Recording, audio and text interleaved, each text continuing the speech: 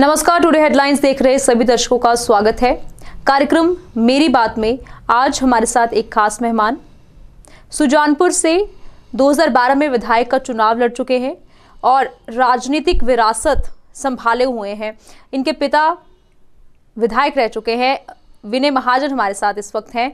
स्वागत है सर आपका स्टूडियो में। नमस्कार जी। एक लंबी विरासत आप संभाले हुए हैं, राजनीति आपको कहें कि विरासत में मिली। हाँ, तो किस तरह से देखते हैं? पिता आपके विधायक रहे तो वहीं से आपने शुरुआत की, वहीं से सोच लिया कि इस लाइन में आना है या? बिल्कुल जी, बिल्कुल। अपने स्वर्गवासी पिताजी के जो उन्होंने लोक सेवा की है उसी को देखते हुए ये मैंने भी शुरू करा इस काम के लिए, लोक सेवा के लिए। किस तरह का माहौल रहता था घर में? राजनीतिक माहौल था तो क्या उस समय का कुछ बताएं। मैडम, समय की बात करें तो उस समय और आज के समय में बहुत ज़्यादा फर्क है। वो जो समय था उस समय कंप्यूटर युग नहीं था, ये मोबाइल नहीं थे, आम जीवन था और आम लोग जो थे एमएलए तक उनकी सीधी पहुंच होती थी। इवन बाथरूम तक और किचन तक भी लोग मेरे पापा के पास आ जाया करते थे। वहाँ पे वो खाना खाते थे, साथ में लोगों की बात सुनते थे। बाथरूम में नहाते थे, लोगों की बात सुनते थे।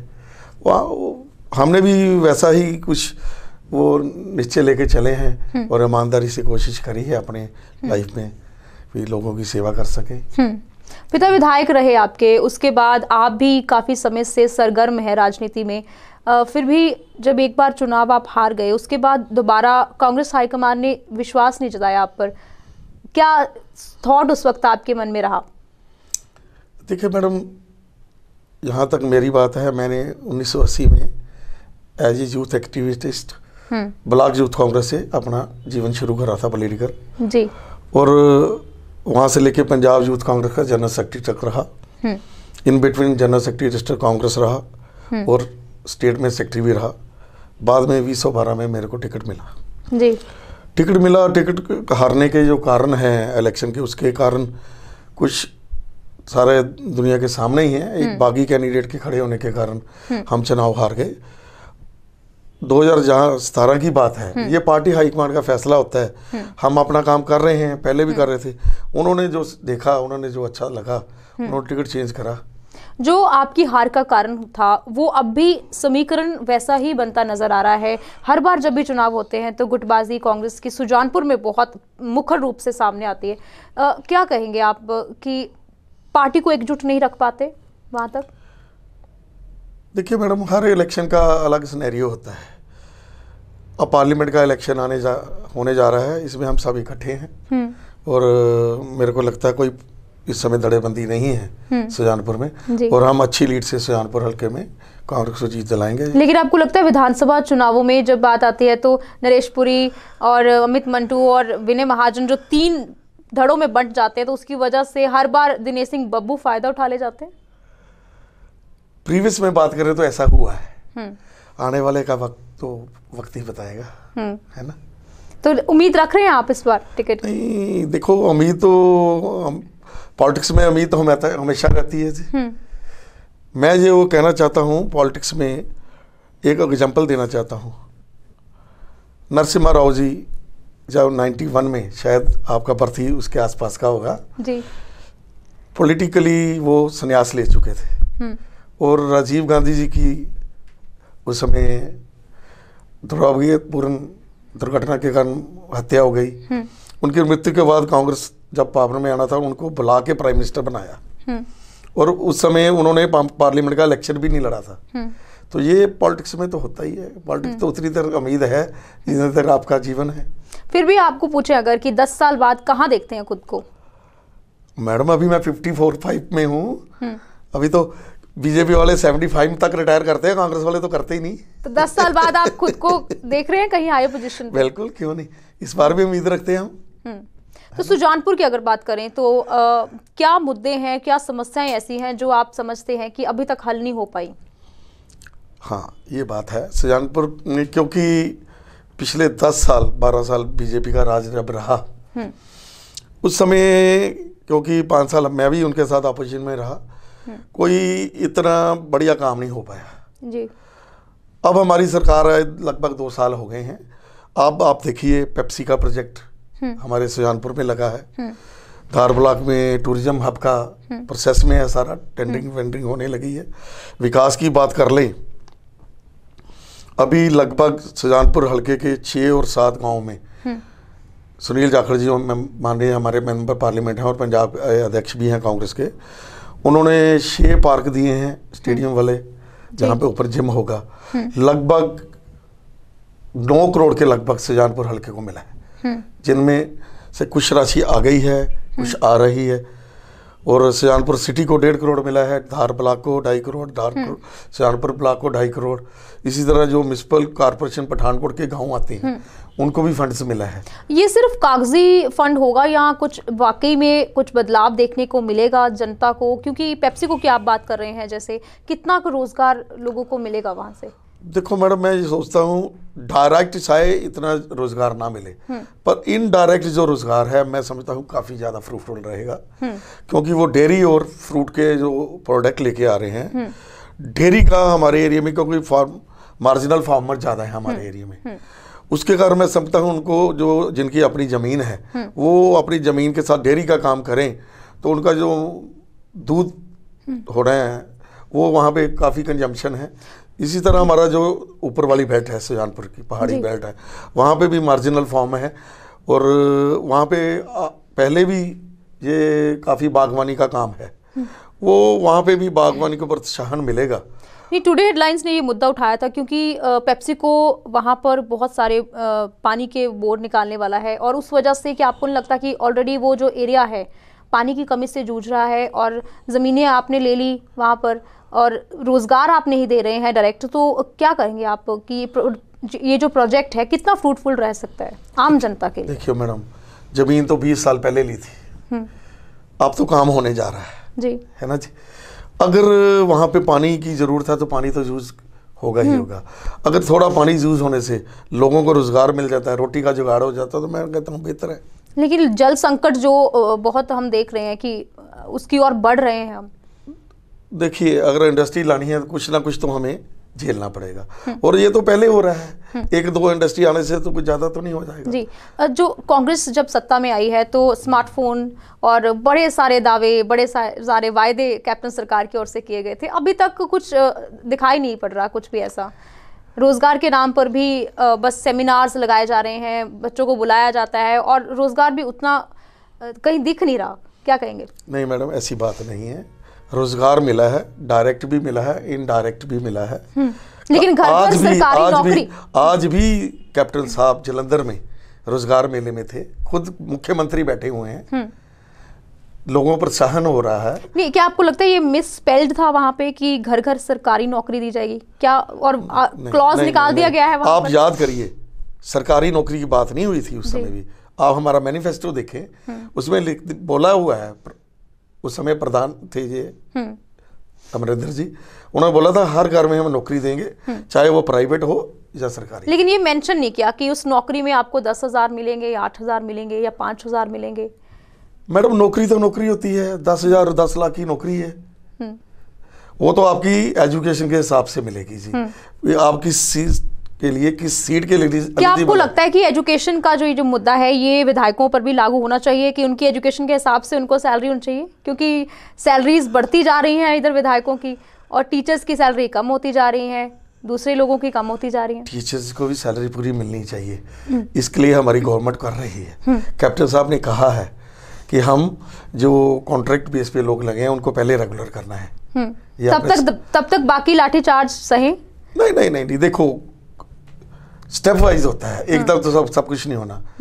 सेंटर की कोऑपरेशन नहीं है हमारी गवर्नमेंट को इस समय जी। सेंटर की कई हर्डल्स हैं, अगर पैसे सेंटर से प्रॉपर मिलते रहे तो ये जल्दी हो जाएगा। मतलब सरकार का खजाना खाली है, प्रदेश सरकार खजाने का जुगाड़ कर रही है, खाली नहीं मैं कह रहा।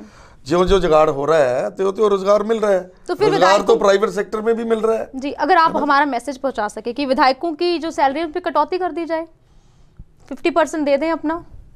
मैडम, मैं तो विधायक बना नहीं ना, मेरे को सैलरी मिली है, पर मैं समझता हूँ वो जो उसका सिस्टम है, नॉर्म है, वो ओवरऑल इंक्रीमेंट तो हर कोई मांगता ही है। अगर उनको कोई इंक्रीमेंट मिली है तो इसमें कोई बुराई नहीं है, मैं समझता हूँ। तो सुजानपुर तो वो भी कर ही नहीं है ना लोगों को। सुजानपुर में जो ओवरब्रिज की समस्या है, ओवरब्रिज का भी बहुत संघर्ष वहां पर चल रहा है, क्या समझते हैं आपको समाधान क्या आपको लगता है होना चाहिए? मैडम फर्स्ट ऑफ ऑल मैं ये कहना चाहूँगा, मैं या मेरा परिवार, क्योंकि मेरे पे दोषारोपण हुआ जी आपके चैनल पे ही हुआ जी। स्वर्ण सलारिया उन्होंने प्रेस कॉन्फ्रेंस की, बाकायदा हर मीडिया उन्होंने वहां पे बुलाया है और उन्होंने कहा कि आपके पेट्रोल पंप की वजह से वो नहीं बन पा रहा। मैडम मैं सबसे पहले आपको बताऊं, इस काम को जब मैंने 2012 में इलेक्शन लड़ा जी, उसके बाद सबसे पहले इस काम को मैंने उठाया। मेरे पास डॉक्यूमेंट है, सॉरी मैं लेके नहीं आया, आपको मैं नेक्स्ट विजिट में या कहीं आप आए आपको डॉक्यूमेंट भी बताऊंगा। ये आपके कॉरेस्पॉन्डेंट लक्की जी हैं, इनको मैंने बताए भी हैं जी। 2012-13 में ये प्रोसेस शुरू हुआ, उस समय के मेंबर पार्लियामेंट ने पूरे जोर शोर से इसको अंडरपास के लिए करवाया और ऑलमोस्ट अंडरपास के लिए सैंक्शन हो चुका था, फंड प्रोवाइड होना था और पार्लियामेंट के इलेक्शन आ गए तो ये कार्य रुक गया जी। उसके बाद अकाली बीजेपी गवर्नमेंट पंजाब में भी थी और मोदी जी पार्लियामेंट में आ गए। दोनों समय दोनों सरकारें इनकी थी। 2007 से ले लें अकाली भाजपा सरकार चल रही थी, 2014 से लेकर 17 से ले लें केंद्र में बीजेपी की सरकार थी। और जो हमारे स्वर्ण सलारिया जी हैं, ये चेयरमैन थे पंजाब में और राष्ट्रीय कार्यकारिणी के मेंबर थे जी। ये एक भी कोई पत्र लिखाएं बताएं मेरे को कि इन्होंने अंडरपास या आरओबी के लिए कोई पत्र लिखा हो कि इसको ये सुजानपुर में आरओबी या अंडरपास बनना हो।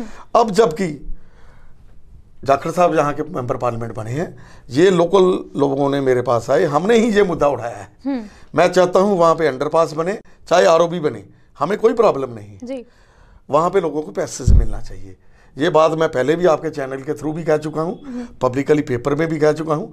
सलारिया जी जो बातें हो चुकी हैं इधर उधर से 2-4 पत्थर पकड़ के चैनलों पे बताते हैं मैं करवा रहा हूँ, जबकि ये मेरे पास डॉक्यूमेंट प्रूफ हैं इन सब कामों के लिए, चाहे सुजानपुर का आरओबी आरजूबी कह लें, नालुंगे का कह लें, दीनानगर का कह लें, गुरदासपुर का कह लें, ये सारा इनिशिएटिव सुनील जाखड़ जी ने लिया है। नहीं तो ये क्रेडिट वॉर क्यों चल रहा है? कविता खन्ना भी कहती हैं कि ये केंद्र सरकार ने करवाया है। देखिए सरकारें ही करती हैं काम सरकारों ने करना है, चाहे पंजाब की हो या केंद्र की हो, सरकारों को काम है। पर करवा कौन रहा है? जब इनके पास जिम्मेवारी थी ये नहीं करवा पाए। हमारे विनोद खन्ना जी मेरे सम्मानीय हैं, स्वर्गवासी हैं, मैं उन पर कोई बात नहीं करना चाहता। शायद उन्होंने आरओबी की कोशिश करी हो पर वो इसको अंजाम नहीं दे पाए। बट आज जो पोजीशन है ये किसी ना किसी और लग रहा है, इसका प्रोसेस में है। आरओबी बने या आरजूबी बने, ये डिपार्टमेंट्स ने देखना है। पंजाब तो कुछ भी बने, आप सहमत हैं? बिल्कुल सहमत हूँ, मेरे को कोई प्रॉब्लम नहीं है वहाँ क्योंकि अंडरपास में वो उन्होंने कहा है कि वाटर लेवल कम होने की वजह से इस वजह से वहाँ पर मैडम ये टेक्निकली बातें हैं। 2013 की एनओसी है मेरे पास पीडब्ल्यू की, अंडरपास की फिजिबिलिटी है हमारे पास जी। अगर 2013 में अंडरपास की फिजिबिलिटी थी तो आज फिजिबिलिटी वो कहाँ चले गई? वही लैंड है, वही प्लेस है, सिनेरियो को चेंज नहीं हुआ। 2-3 साल में इतना वाटर लेवल कम नीचे नहीं हो गया। वाटर लेवल तो आपने अभी बोला अभी नीचे जा रहा है, तो वहां बढ़ कैसे गया? ये तो यूनिवर्सल है ना जी। जलवायु का सारा सिस्टम, पानी तो डे बाय डे नीचे जा रहा है, तो सुजानपुर में बढ़ गया। ये टेक्निकल बातें हैं। पर जो सलारिया जी ने कहा है मेरे पे दोषारोपण, वो सारा गलत है। सलारिया जी को ये बताना चाहिए कि वो पंजाब के चेयरमैन रहे हैं, आपकी पंजाब में केंद्र में सरकार रही है, आपने कोई पत्र लिखा, आपने कोई पत्र व्यवहार करा सुजानपुर के आरओबी आरजूबी के लिए, या अभी 2 लेटर वहां से निकाल लिए और लोगों को बता रहे हैं सैंक्शन हो गई? नहीं, आम जनता अब कब तक ये हो सकता है, कब तक उनको राहत मिलने की आसार आपको लगते हैं? मैडम या इसी तरह से राजनीति होती रहेगी? नहीं मैडम, राजनीति नहीं, हम सिंसियरली अपने शहर के लिए कर रहे हैं। ये बात मैंने ही 2013 में उठाई, मेरे पास डॉक्यूमेंट है जी। मैंने लेटर लिखे हुए हैं, आपका भी जो लेटर गया है अभी सुनील जाखड़ भी उन्होंने भी कहा था, तो कब तक ये हो सकता है? ये मैडम देखो, ये टेक्निकली प्रोसेस है सारा। पहले दोनों सरकारों ने आपस में म्यूचुअल अंडरस्टैंडिंग बनानी थी, जो बन चुकी है कि यहाँ पे काम करवाना है जी। शेयरिंग बेस पे होना है, 50% पंजाब का, 50% केंद्र सरकार का। इसमें जो आपस में म्यूचुअल अंडरस्टैंडिंग होने के बाद जो इन्होंने वहाँ पे जो फिजिबिलिटी लेनी थी, कंसल्टेशन होनी थी, वो हो चुकी है। अब ये एक दो बार दोबारा इन्होंने वाटर लेवल वगैरह जो जो आपने कहा है कर रहे हैं, ये इन्होंने देखना है भी अगर फिजिबिलिटी है अंडरपास की तो अंडरपास का एस्टिमेट बनेगा, अगर नहीं है तो आरओबी बनना चाहेगा तो आरओबी की ये एनओसी वगैरह लेंगे डिपार्टमेंट, इनकी एनओसी वगैरह हो जाए, उसके बाद टेंडरिंग होगी, एस्टिमेट बनेगा, काम 6 महीने 4-6 महीने में शुरू हो जाएगा। और ये अभी अगर किसी का नींव पत्थर भी रखा गया उसको भी 4-6 महीने लगने ही है। ये तो प्रोसेस है जी। सुजानपुर नगर कौंसिल पे आप पे सवाल करेंगे कि क्या आपको लग रहा है कि ठीक से काम कर रही है कौंसिल? देखिए, मेरे को क्या कहूँ इस बारे में, मेरे को नगर कौंसिल का काम कहीं नजर नहीं आ रहा वहाँ पे जी। बड़ा, क्योंकि मैं भी म्यूनसिपल कमेटी का प्रेसिडेंट रह चुका हूँ 5 साल जी। और मैं इस कार्य को बड़ी अच्छी तरीके से जानता हूँ और मेरा 5 साल का वहाँ पे ट्रैक रिकॉर्ड है। आप देखें मेरे टाइम में जितने काम हुए हैं, बट मेरे को वहाँ पे अब ऐसा लग रहा है कि नगर कौंसिल नाम की कोई चीज़ है नहीं सुजानपुर में। स्ट्रीट लाइट का देख लें आप, आज ही शाम को जाके देखें, सफाई का मुद्दा है वहाँ पर, कूड़े का लिफ्टिंग का प्रॉब्लम है, और अब जो आवारा कुत्ते हैं उनका मुद्दा है, बहुत सारी ऐसी चीज़ें हैं जो लोग बार बार मुद्दे उठाते हैं लेकिन हल नहीं हो पा रहा। क्या पूर्व नगर कौंसिल होने के नाते कभी आपने समस्याएं ये उठाई हैं या उनको अवगत करवाया हो? मैडम, ये बात हमने डिप्टी कमिश्नर को भी कही है, ये हमने एग्जीक्यूटिव अफसर को भी कही है, प्रेसिडेंट म्यूनसिपल काउंसिल को भी कही है जी, और इनके बारे में सजेशन भी दिए हैं इनको। बट देखो, इम्प्लीमेंट तो जो सीट पे बैठे उन्होंने करना है, बट नगर कौंसिल के हालात माड़े अच्छे नहीं। सुजानपुर में जो एक नहर है यूबीडीसी और बहुत पुरानी जिसे हम कहें, वहाँ पर भी गंदगी के ढेर फेंके जा रहे हैं, कौंसिल की तरफ से भी वहाँ पर कूड़ा फेंका जा रहा है, और क्या कहेंगे सुजानपुर की खूबसूरती पर एक तरह से बदनुमा दाग वो हम कह सकते हैं। किस तरह से आप देखते हैं अगर अपने शहरवासी होने के नाते? देखिए, मैं तो चाहूँगा वहाँ पे साफ सफाई रहे। आज की बात ना करें, पिछले 20-25 साल की बात करें, सुजानपुर पे लोग वहाँ नहर पे जाके सैर करते थे, वहाँ पे बाहर से लोग आते थे, वहाँ पे सैलानियों के तौर पे बैठ के रात को, दोपहर को, शाम को, सुबह नहाते थे, शाम को वहाँ बैठ के खाना खाते थे, अच्छे जलवायु का आनंद उठाते थे। बट वो बातें रही नहीं। अगर नगर कौंसिल वहाँ पे कूड़ा फेंक रही है तो नगर कौंसिल को नहीं फेंकना चाहिए, इनको अपना ट्रीटमेंट का सिस्टम बनाना चाहिए, पिट्स बनाने चाहिए, सरकार से पैसा लेना चाहिए। ये तो देते हुए जो इस समय के वहाँ के प्रेसिडेंट हैं या लोकल एमएलए हैं बाबू जी, उनको चाहिए ये केंद्र से पैसे लाएं और नगर कौंसिल को चलाएं।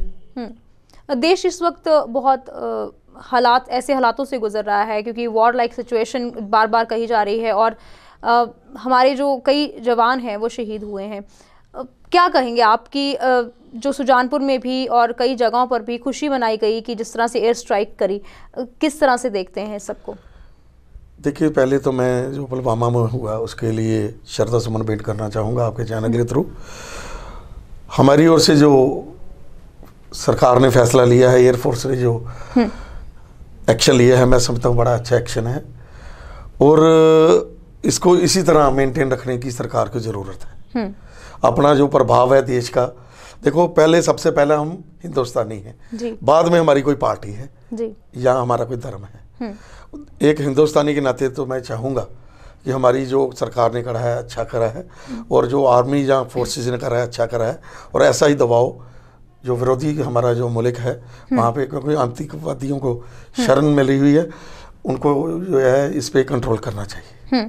तो हम उम्मीद करते हैं कि जिस तरह से आप कह रहे हैं, और एकजुटता ये रहनी चाहिए, चाहे पक्ष है विपक्ष है, पार्टी चाहे कोई भी हो, देश सबसे पहले है। बिल्कुल। तो बहुत बहुत शुक्रिया आपका आने के लिए और अपने बहुमूल्य विचार हमारे साथ साझा करने के लिए। एक मैसेज अगर आप देना चाहें सुजानपुर वासियों को।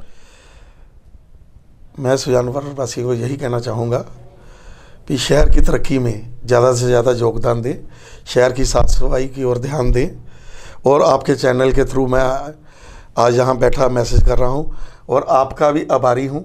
आपने जनता जनार्दन से मेरे को रूबरू कराया, और आस करता हूँ आप ऐसे ही लोगों के मुद्दे लेके लोगों में जाते रहेंगे, और लोगों की बातें और समस्याओं को लोगों तक पहुँचाते रहेंगे, और देश में जो आज मीडिया का अहम रोल है वो आप भी अदा करते रहेंगे। धन्यवाद। शुक्रिया सर। जय हिंद। और जी, ये जो रोल है मीडिया का, ये बहुत ज़रूरी इस वक्त, और देश जब ऐसे हालातों से गुजर रहा हो, बहुत ज़रूरी कि सभी एक साथ मिलकर चले, क्योंकि देश सबसे पहले है और देश के आगे कुछ नहीं, कोई पार्टी नहीं, कोई धर्म नहीं, कोई मजहब नहीं।